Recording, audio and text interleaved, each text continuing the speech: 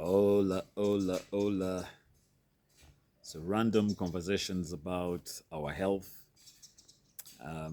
Today, I just wanted something came to my mind because I had a conversation with a friend recently, and he was telling me that he was not going to stress himself losing the belly that he has because the belly that he has was given to him by God. And I said, no, it was not given to you by God. You're the one that caused the belly, and you're the one that can uncause the belly. He said, but it's stressful. It's stressful. The process of going through exercise and all that and dieting is so stressful. And it's also not a guarantee that I will lose my belly. And so, you know what? I don't want to live a stressful life. Uh, you know, to hell with it. I'll stay with my belly. I just thank God for my health. Yeah, so obviously there was a bit of unconsciousness or lack of understanding on part of the person with a belly because just because you're not feeling pain in your body does not mean that you're not sick. You see, when you have a belly is an indicator of sickness, of poor health. Because if you go to the World Health Organization's definition of health, is that it is the complete physical, mental, and social well being of the individual. Meaning that your physical, your mental, and your social well being are combined together wholesomely to produce a healthy individual. The World Health Organization also goes on to say that health is not the lack of sickness or illness or infirmity. So just because you're walking around feeling healthy with no pain does not mean that you're not sick. So all I need to do is look at your belly. And when I look at your belly, I know that, belly is, it's not a must, of course. Life, there's nothing as a must in life. But a belly is an indicator that you have fats, visceral fats around your organs inside your body. These visceral fats are predictors of stroke, heart disease, cancers, liver ailments, depression, anxiety, all these things, just because you have a belly, just because you have fats around your organs. So, how is it that we get fats around our organs? Because it's not God that puts them there, it's us that puts them there. But we might be putting them there because we just lack the awareness, the knowledge. If you've watched some of my videos, I'm always talking about how increasing your knowledge increases your consciousness. Many of us lack the knowledge, and that's why I do these videos, because I hope that some people can understand that they can use that knowledge to redirect their lives, to evolve. Evolve means changing, to be in charge of your change, so that you don't wake up in the morning with a belly and say, ah, God gave me a belly, so I'll not stress myself trying to remove it. You understand? Yeah, so like I said, the belly is an indicator, a predictor. It's a bad omen for your future. You know, it tells a bad story of what is going to happen to you. So, what are some of the causes of a belly? And I'm going to talk about cortisol, which is a hormone produced in your adrenal glands. And these adrenal glands sit on top of your kidneys. Very, very important hormone. I'll also talk about insulin, which is another hormone that is supposed to help in the regulation of blood sugar. The one that, diabetics type 1 people lack, and type 2 have a lot of. Um, Also, I will talk about a certain small sugar particle called fructose. Those three uh, work together to do a lot of damage. So I'll start with cortisol. And when I'm going to talk about cortisol, I'm going to talk about stress, because cortisol is produced in response to stress. Because when the body is stressed, there's what they call the flight or fight reaction. And for you to fight or to flee from the stress, you need energy. And so cortisol is released from the adrenal glands in the kidneys to shore up the reserves of glucose in your body to enable you to flee or to fight. Okay? But there are different types of stresses. There is emotional stress. For example, if it is school fees time, or your girlfriend left you, your wife left you, having family problems, or your boss is on your case, those are emotional problems. They are bad. They also cause your cortisol levels to go up. But then there is what they call the chemical causes. The biggest chemical cause, I don't know, I'm just calling it the biggest. I did not carry out a census or whatever they call it, research, but is alcohol. Yeah, and it is drinking alcohol. It is not over drinking alcohol. It is drinking alcohol. When alcohol enters inside your body, it is a poison. That's number one. Any alcohol is poison. So whether it is wine or beer, whatever, they are all poisons. So once it enters inside your body, there is what they call the hypothalamus in your brain, the pituitary gland in your brain, and the adrenals in your kidney. There is a connection between the hypothalamus, the pituitary gland, as well as the adrenal gland.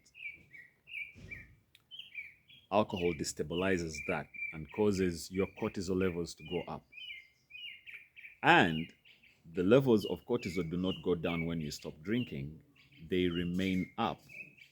So by the mere fact that you are drinking alcohol, maybe after work you go take 1 or 2 beers or 3 or 4, whatever.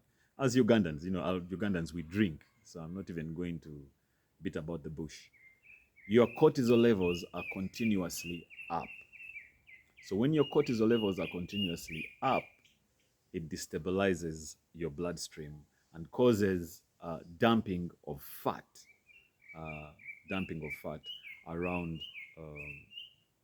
around your organs. And how does this happen? When cortisol levels are up, the sugar level increases in your body, because that's why the cortisol is there. It is supposed to be increasing the sugar levels in your blood.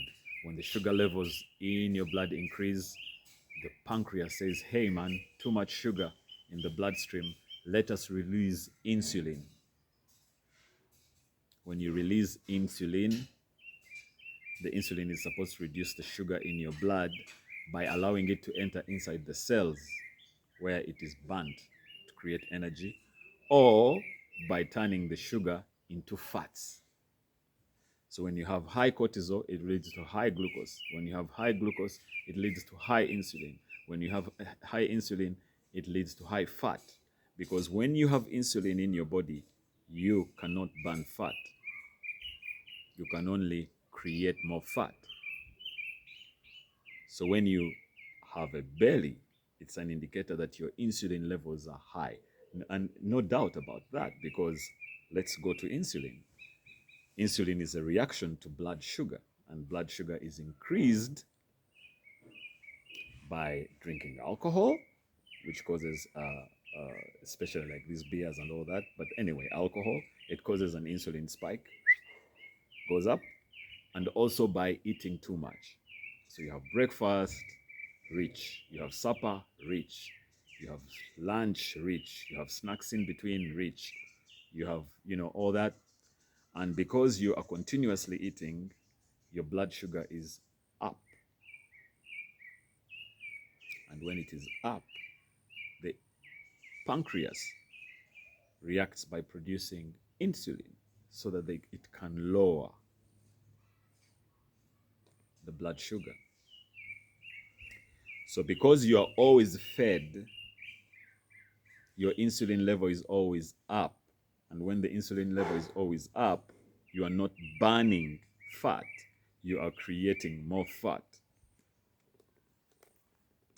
So when you eat all the time, you're going to get fatter.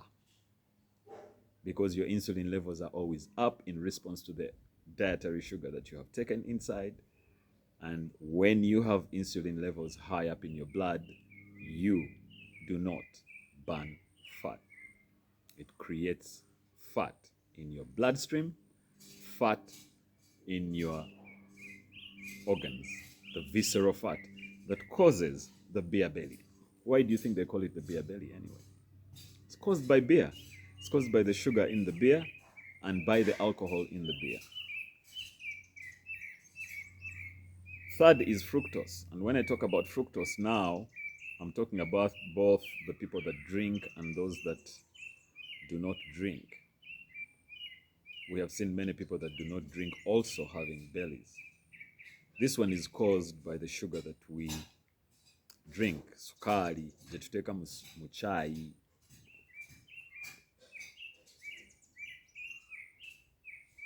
From the time we were young, our parents bought us sugar, obviously, unconsciously, and ignorant about it. Sugar is as addictive as cocaine. Okay? But we give it to our children, and for us, we cannot stop ourselves from taking it because we are already addicted. We give sweets, ice cream, and all this stuff to our children, and we create a revolving door of addiction. Some people, if you tell them to take tea without sugar, they'll get angry. Most people will not even call their love for sugar an addiction because they're not aware. They don't have the knowledge to be aware that what they are feeling is a feeling of addiction. Some people are so addicted to sugar that even when they lack sugar, they get dizzy. That's addiction, but it's caused by an ignorant society. And many of us are guilty of giving our children sugar. There's always sugar in the dining room. Every time we serve tea, our children expect sugar. They are already addicted. So we hope that, as more and more knowledge goes out there, this idea that sugar is something that, a poison that people have to take, will disappear. But let me talk about sugar. So sugar, the science behind it is called sucrose. Yeah. So when you take it, sucrose is a combination of two molecules. The first molecule is glucose, the other molecule is fructose. Glucose and fructose. The fructose is the sweet bliss taste of sugar. That's why it is loved. So when you put the sugar into your body, as when it reaches the intestine, there's an enzyme in there called sucrase, which breaks up the sucrose into glucose, which goes into the bloodstream, and then fructose, which also goes into the bloodstream anyway, but it goes into the bloodstream after causing some damage in your intestines. There is a barrier between the bloodstream, which is the blood within the villi in your intestines, and the feces in your intestines. There is a barrier. There is a mucus barrier, but there's also other barriers there. So the fructose breaks up the barrier between the bloodstream and the feces in your gut. And when it does that, the feces leak. It causes what they call leaky gut. The feces, some of the bacteria and all that in the feces, the bad unwanted stuff, enter into the bloodstream and cause an immune response in form of inflammation, okuzimba. But this inflammation is system-based. It's the whole system, right from your head down to your toes. The whole system of the body is inflamed. Wherever the blood goes is inflamed. So it is called systemic inflammation. I'm told, like in America, 93% of the Americans are inflamed. In Uganda here, we do not carry out research, but I'm sure with the way we just copy things without even thinking, we must be in the same range because all of us take sugar as I don't know, it's so for granted, you know. I go to in the market to take tea, and the person in the market gives you 3 spoons of sugar. It's only when you say you don't take sugar that, you know, first of all, they are not happy because they've already mixed a cup of tea. They don't know what to do with it. And second of all, you look weird. Like, what's up? Everybody takes sugar. So we might be seriously inflamed as well as a population instead of looking at the Americans. But yeah, so the fructose causes what they call leaky gut and causes systemic inflammation, which is also a predictor of cancer, a predictor of heart disease, strokes, and everything bad about human beings. That is your sugar, sukari jamuteka muchai. But then also, once the fructose enters into the liver doesn't know what to do with it. It just turns it into fat. It turns it into fat, and that fat goes all around, you know, the organs, but also turns it into the fat that enters into the bloodstream as blood triglycerides, which are responsible for poor heart health. So as long as you're taking sugar, you're exposing your heart to big risks because of that fructose. The fructose also itself causes what they call insulin resistance. Insulin resistance is when you have a lot of insulin in your blood that the cells of the body no longer respond to the insulin. You see, the insulin is supposed to be opening the door to the cells of your body to allow the sugar into the body cells so that the body can burn it for energy. But when you have a lot of insulin always raised up because of the fructose and glucose and alcohol and all that, you get what they call insulin resistance. The cells stop reacting to the insulin. Okay? So we have alcohol, we have sugar. For those who say fete tunywa, like you start drinking soda. Soda contains what they call high fructose corn syrup, which is the same. It is a mixture of glucose and fructose. And the moment that sugar enters into the liver, the liver treats it just the same as it treats alcohol, just turns it into fat, and it also starts to do the damage, the damage that I've told you about fructose. Yeah, so I don't know. Cortisol, insulin, fructose. The end result is a bare belly, visceral fat, fat around the organs, which will inadvertently be a predictor of poor health. And the moment you're physically unhealthy, you're also mentally unhealthy. Because your mind is a collection of many small minds on your body. We have trillions of cells, and each cell on your body has its own mind. It is the collection of these minds that forms your mind. So the moment the body is unhealthy, you cannot have a healthy mind. And you can also not have a healthy mind and have a healthy body. The two are just a dance. Together. So look after your body, your physical body, so that you can have a healthy mind. And when you have a healthy mind and a healthy body, then you contribute to a healthy society. Your social well-being also improves. Some of this may require you to be aware that alcohol is raising your cortisol levels. Alcohol is increasing your insulin levels. Alcohol is causing you to become fat. It's causing you a beer belly. And the only way you can save yourself, if you want, is by stopping to drink this alcohol.